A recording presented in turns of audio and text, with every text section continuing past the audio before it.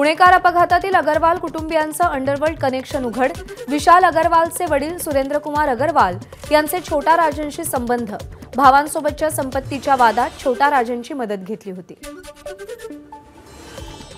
पुण्याच्या अपघात प्रकरणातील आरोपीचे वडील विशाल अगरवाल यांना आज कोर्टात हजर केलं जाणार। अगरवाल याला छत्रपती संभाजीनगरमधून अटक करण्यात आली होती। पुण्यातील कल्याणी नगरमधील अपघाताला कारणीभूत ठरलेल्या अल्पवयीन मुलावर गुन्ह्यात पोलिसांनी 185 कलम वाढवलं। या मुलाला पुन्हा जुवेनाईल कोर्टासमोर हजर केलं जाणार। पुणे अपघात प्रकरणाची सरकारकडून गंभीर दखल। राजकीय दबावाला बळी न पडता कठोर कारवाई करा। मुख्यमंत्री एकनाथ शिंदे यांचे पुणे पोलिसांना आदेश। वय आणि ओळखपत्राची पडताळणी केल्यानंतरच बारमध्ये प्रवेश देण्याचे आदेश। नियमांचं उल्लंघन केल्यास बारचा परवाना रद्द केला जाणार। फडणवीसांचा बार चालकांना इशारा। पुण्यामध्ये एका श्रीमंत बापाच्या मुलाला वाचवण्याचा प्रयत्न करणं चुकीचं। आमदार रवींद्र धंगेकरांची प्रतिक्रिया। या प्रकरणी आरोपींसह मदत करणाऱ्या पोलिसांवरही गुन्हे दाखल करा, धंगेकरांची मागणी। पुणे अपघात प्रकरणातील आरोपी मुलगा हा आपल्या मुलासोबत एकाच वर्गात शिकत होता। त्यापैकी काही मुलांकडून आपल्या मुलाला त्रास, शिक्षकांकडे तक्रार करूनही त्याच्या वर्तवणुकीत सुधारणा नाही। प्राजक्त तनपुरेंच्या पत्नी सोनाली तनपुरेंचे ट्विट। राज्यातल्या निवडणुका संपल्यानंतर उपमुख्यमंत्री देवेंद्र फडणवीस 2 दिवसीय दिल्ली दौऱ्यावर। आज आणि उद्या फडणवीस यांच्या दिल्लीमध्ये सभा, रोड शोही होणार।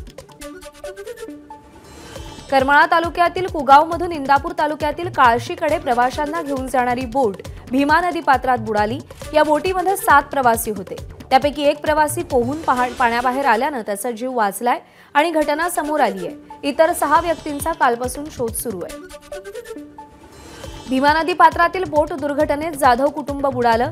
झरे तालुक्यातील करमाळा इथे राहणारं जाधव दाम्पत्य आणि त्यांची 2 लहान मुलं बेपत्ता असून आदिनाथ साखर कारखान्याचे माजी अध्यक्ष धनंजय डोंगरे यांचा मुलगा गौरव डोंगरे आणि बोट चालक पाण्यामध्ये बेपत्ता आहेत। खासदार सुप्रिया सुळेंनी उजनीमध्ये अपघातग्रस्त भागाची पाहणी केली। तसंच प्रशासनाच्या कामाचा सुप्रिया सुळेंनी आढावा घेतला। नाशिकच्या इगतपुरीतील भावली धरणात बुडून मामा भाच्यासह एकाच कुटुंबातल्या 5 जणांचा मृत्यू। मृतांमध्ये 2 तरुण 3 तरुणींचा समावेश। हनीफ शेख, अनस खान, मिसबा खान, इकरा खान आणि नाझिया खान अशी मृतांची नावं आहेत। घाटकोपरमधल्या होर्डिंग दुर्घटनेतल्या बळींची संख्या 17वर। जखमी राजू सोनावणे यांचा उपचारादरम्यान मृत्यू। घाटकोपर दुर्घटनेप्रकरणी एसआयटीची स्थापना। मुंबई गुन्हे शाखेचे सहआयुक्त लक्ष्मी गौतम यांच्याकडून आदेश जारी। एसआयटी पथकामध्ये एकूण 6 अधिकाऱ्यांची नियुक्ती। मध्य रेल्वेवर विशेष पॉवर ब्लॉक। आजपासून पुढचे 3 दिवस लांब पल्ल्याच्या काही गाड्या रद्द। छत्रपती शिवाजी महाराज टर्मिनसच्या फलाट क्रमांक 10 आणि 11च्या विस्तारासाठी शुक्रवारपर्यंत पॉवर ब्लॉक। सीएसएमटीवरील पॉवर ब्लॉकमुळे प्रगती express, intercity express, Tapovan express आणि वंदे भारत ट्रेन रद्द। विशेष म्हणजे शनिवार 1 जून 2024 पर्यंत दररोज रात्री विशेष ब्लॉक असेल। पॉवर ब्लॉकमुळे छत्रपती शिवाजी महाराज टर्मिनस ते मडगाव कोकण कन्या एक्सप्रेस आजपासून मे महिन्याअखेरपर्यंत पनवेलहून धावणार। कोकण कन्यासह अन्य काही गाड्याही पनवेलमधूनच सुटणार।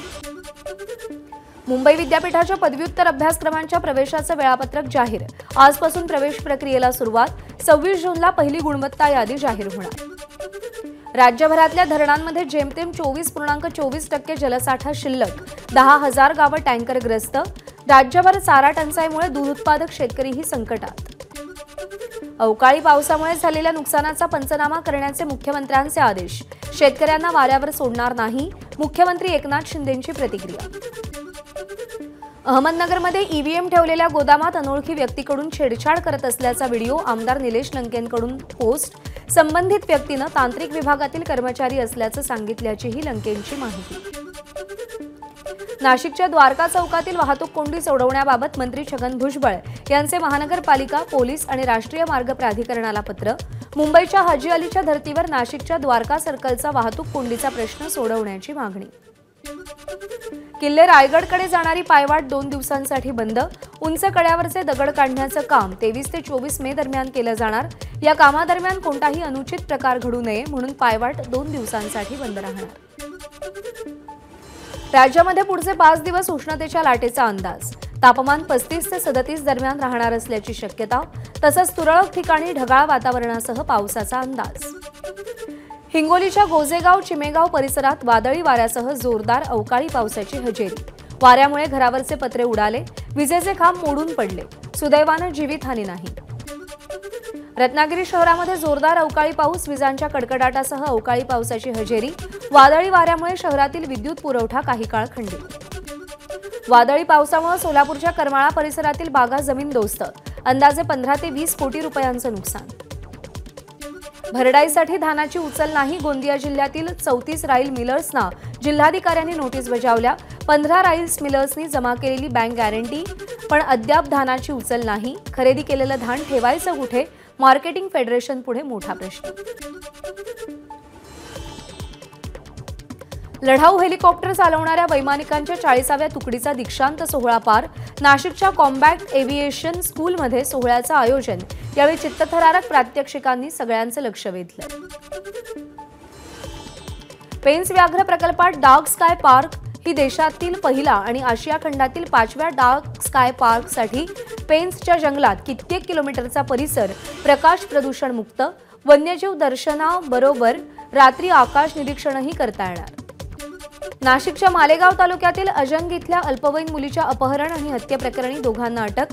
आरोपींना 23 मे पर्यंत पोलीस कोठडी. छत्रपती संभाजीनगरच्या ढोरेगावजवळ कंटेनर आणि ट्रॅव्हल्सचा अपघात. अपघातात ट्रॅव्हल्समधील एकूण 18 प्रवासी जखमी.